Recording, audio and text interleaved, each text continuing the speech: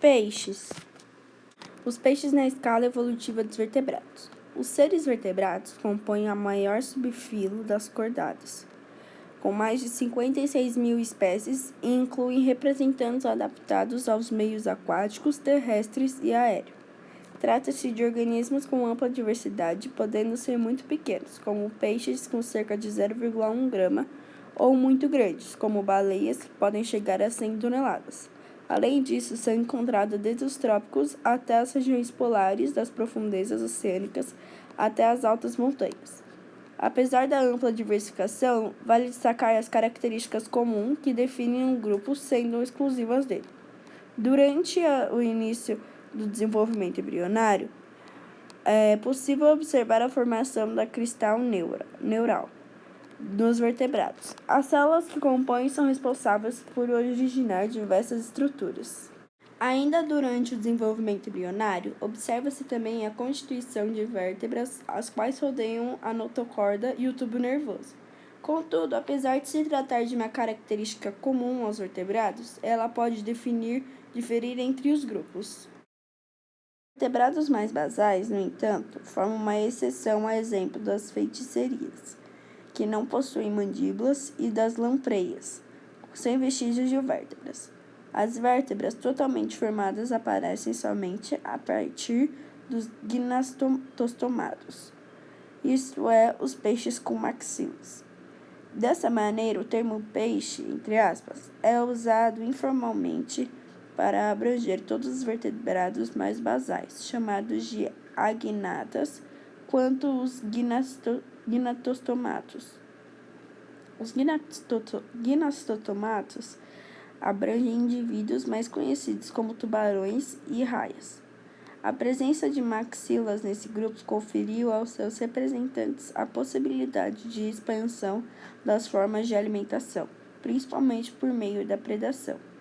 Uma série de outras características, como os pares de nadadeiras sustentadas por elementos esqueléticos, cintura, peitoral e pélvica, e o desenvolvimento de estruturas sensoriais, conferiu aos seus representantes a ampliação da capacidade locomotora e a especialização de sistema. Os peixes cartilaginosos, choichidés, representados por tubarões, raias e quimeras, a mais sobre os peixes ossos de nadadeira raiadas, actinopterygii, que correspondem à maioria dos peixes conhecidos. Características gerais dos peixes cartilaginosos. Os peixes cartilaginosos, ou condrictes, são representados por tubarões, raias e quimeras. A maioria vive em ambientes marinhos, mas existem espécies de raias de água doce ou estuarina. Elas podem ser encontradas em quase todos os ecossistemas aquáticos, em diferentes profundidades, exceto nas cordilheiras mais extremas. Esse grupo de peixe é antigo na escala evolutiva, com ancestrais que viveram há cerca de 430 milhões de anos. Portanto, trata-se de um grupo basal dos gnastostomados, e o estudo de sua anatomia e ecologia auxilia na compreensão da evolução das mais linhagens de gnastostomados. Todos os condrictes são compostos por esqueletos cartilaginosos. Apenas seus dentes e às vezes suas vértebras são classificados. A forma do corpo pode ser dividida em dois tipos básicos: a fusiforme, presente nos tubarões, e a achatada, presente nas raias. Além do formato, a localização e a funcionalidade de estrutura, como as nadadeiras, diferem entre os dois grupos. As nadadeiras são grossas e carnudas. A nadadeira caudal é dividida em dois lóbulos e é usada para impulsionar o animal na água. Os condrictes são cobertos por escamas placoides que têm um tamanho limitado e não crescem ao longo da vida, de forma que, à medida que o animal cresce, novas escamas se formam entre as já existentes. O fígado é grande e muito rico em óleo, que auxiliam na flutuabilidade dos animais, atuando como uma bolsa e compensando o peso conferido pela densidade das escamas, dos dentes e da cartilagem. Esses animais possuem fendas branquiais e desenvolvidas que se abrem para o exterior. Nos tubarões, elas aparecem nas laterais, nas raias na porção ventral do corpo. A maioria dos tubarões e todas as raias têm uma fenda branquial modificada atrás de cada olho, chamada de espiráculo. Apresentam dentes dispostos em fileiras, que são eliminados ou substituídos regularmente. Quando um dente se quebra, se desgasta ou se perde, ele é substituído por um que avança a partir da mesma fileira. Alimentação. Em sua maioria, peixes cartilaginosos são carnívoros. Muitos são predadores de topo de cadeia, controlando, portanto, o crescimento de diversas populações. Por exemplo, várias espécies de tubarões grandes são predadores ágeis de peixes, lulas e mamíferos marinhos. Já tubarões menores alimentam-se de peixes, crustáceos, moluscos e outros vertebrados. Diferentemente dos tubarões predadores, outros peixes cartilaginosos, como os raias e quimeras, não têm dentes em formas de adaga, mas em formas de placas passeadas que esmagam pequenos invertebrados, como crustáceos e moluscos. Vários tubarões grandes, como o tubarão-baleia e o tubarão-frade, são filtrados e se alimentam de plânctons enquanto nadam em mar aberto. Eles aspiram a água pela boca e filtram pelas fendas branquiais. Quanto à organização, os condrictes apresentam um sistema digestório completo e curto, com muitas pregas que aumentam a superfície de absorção dos nutrientes. Circulação, trocas gasosas e excreção.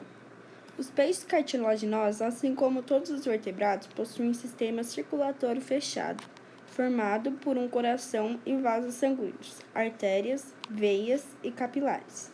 Para que as trocas gasosas ocorram nas brânquias, a água deve ser ventilada nesse órgão. Nos peixes cartilaginosos, a água pode entrar pela boca ou pelo espiráculo, banhar as brânquias e sair pelas fendas branquiais. Movimentos musculares e cavidade oral e da faringe realizam o bombeamento da água, promovendo a ventilação unidirecional das brânquias. O sangue, por sua vez, entra no coração e é bombeado pelas brânquias para que ocorram as trocas gasosas por difusão. Em seguida, ele flui por meio dos vasos sanguíneos para todo o corpo do animal. Por fim, o sangue retorna ao coração e o ciclo se repete. Esse tipo de circulação, em que o sangue passa uma vez pelo coração em cada ciclo completo pelo corpo, é denominado de circulação simples. Os peixes cartilaginosos, assim como todos os vertebrados, dispõem de rins, geralmente impares. Eles são órgãos complexos formados por um conjunto de túbulos, intimamente ligados a uma rede de capilares e dutos que desembocam em uma cloaca. Os rins atuam na osmorregulação e na excreção de resíduos, a exemplo da amônia, que é a principal forma do resíduo nitrogenado excretado pelos peixes cartilaginosos. Ao longo do processo de filtração, diversas substâncias como a água, o sal, a glicose, os aminoácidos e as vitaminas são reabsorvidas nos túbulos dos rins. Tais moléculas seguem para o sangue, enquanto as excessos resultantes da filtração são eliminadas do corpo por meio da urina. Percepção e resposta a estímulos do ambiente. Os condrícteres apresentam um sistema nervoso formado pelo cérebro, pela medula espinhal, o que é envolvida pelas vértebras da coluna e por órgãos sensoriais. O cérebro é composto por regiões especializadas em funções complexas, como as aprendizagem, a coordenação motora e o processamento de informações sensoriais. A medula espinhal conduz a informação do cérebro para o restante do corpo e do corpo para o cérebro. Existem ainda estruturas adaptadas para a localização de presas e de outros membros da espécie para a navegação e percepção da variação de temperatura do ambiente. As narinas são capazes de detectar moléculas mesmo em baixíssimas concentrações. O sistema de linha lateral é responsável por captar vibrações de baixa frequência na água por meio de mecanorreceptores. As ampolas de Lorenzin detectam um campo bioelétrico em torno da presa para rastreá-la. Reprodução. Os peixes cartilaginosos têm os sexos separados e realizam fecundação interna e possuem um desenvolvimento direto. O órgão reprodutor dos machos é complexo, denominado clápser. Por meio dele, o esperma é ejaculado e levado para a cloaca da fêmea, viabilizando a fecundação dos gametas. Ao ser inserido pelo macho, o clápser fixa-se na fêmea por um conjunto de farpas, ganchos e espinhos. Os peixes cartilaginosos produzem um número relativamente pequeno de filhotes. Algumas fêmeas põem ovos, oviparidade, envoltos geralmente em uma cápsula dura e coriácea. Outras retêm seus filhos no trato reprodutivo, viviparidade, por um período longo de gestação de 9 a 24 meses, a depender da espécie, até que estejam totalmente desenvolvidos.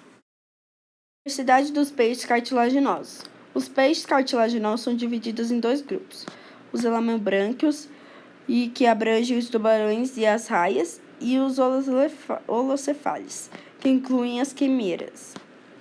Elasmobrânquios. A maioria dos condrictes é composta de elasmobrânquios, com cerca de 510 espécies de tubarões e 640 de raias. São animais que possuem de 5 a 7 fendas branquiais não recobertas por operáculo. As raias diferem dos tubarões pela anatomia, pois apresentam fendas branquiais na superfície ventral, olhos na superfície dorsal e nadadeiras peitoral alargada. Algumas raias podem dar descarga elétrica como reflexo involuntário, enquanto alguns tubarões são bioluminescentes. Holocefália. Entre os holocefálios, as quimeras compõem um único grupo vivente, com cerca de 40 espécies. São seres relativamente raros e de águas profundas, que migram para águas mais rasas apenas por depositar seus ovos. Sua história natural é pouco conhecida, mas estudos indicam que a maioria se alimenta de pequenos crustáceos e moluscos. Algumas espécies apresentam estruturas de defesa proeminentes, formadas por um espinho dorsal robusto, venenoso. Características gerais dos peixes ossos de nadadeiras raiadas. A grande maioria dos grupos de Gnathostomata pertence ao clado dos peixes ossos. Os peixes ossos, ou osteichthyes, como o próprio nome indica, apresentam um endoesqueleto ósseo, que substitui a cartilagem durante o desenvolvimento. Possuem um órgão hidroestático cheio de ar, a bexiga natatória, responsável por regular a profundidade do animal na água. As mudanças ósseas no aparato bucal possibilitaram o desenvolvimento da sucção, da mastigação, da moagem dos alimentos. As brânquias são protegidas por uma aba óssea denominada operáculo. O padrão anatômico e de sustentação óssea das nadadeiras permitiu maior flexibilidade a essas estruturas com relação ao condrictes e, por consequência, maior domínio da capacidade locomotora. Seus corpos são cobertos por diferentes tipos de escamas, entre as quais estão as sobrepostas, como as telhas de um talhado, que permitem maior flexibilidade ao corpo do animal. Quase todas as osteichthyes estão no grupo de peixes ossos de nadadeira raiada. Esse grupo engloba cerca de 30 mil espécies, entre as quais estão praticamente todas as peixes familiares, a exemplo da tainha, tilápia, dourado, pacu, acarabandeira, salmão, robalto, etc. Junto com os tetrapódes, eles compõem os vertebrados mais diversificados do planeta. Devido a tal diversidade, os peixes ossos de nadadeiras raiadas apresentam grande variação das características entre si, como tamanho, forma, hábitos alimentares e estratégias reprodutivas. Uma série de especialização morfológica contribuiu para que esse grupo se tornasse maioria, dominado assim no ambiente aquático. Alimentação. Os peixes ossos de nadadeiras raiadas podem ser herbívoros, carnívoros, planctófagos ou detritívoros.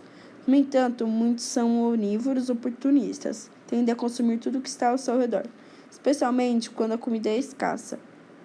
Além disso, os hábitos alimentares primários são frequentemente associados à forma corporal, ao tipo de boca e de dentes e ao trato digestório do animal. O posicionamento da boca, por exemplo, varia de acordo com o tipo de alimentação.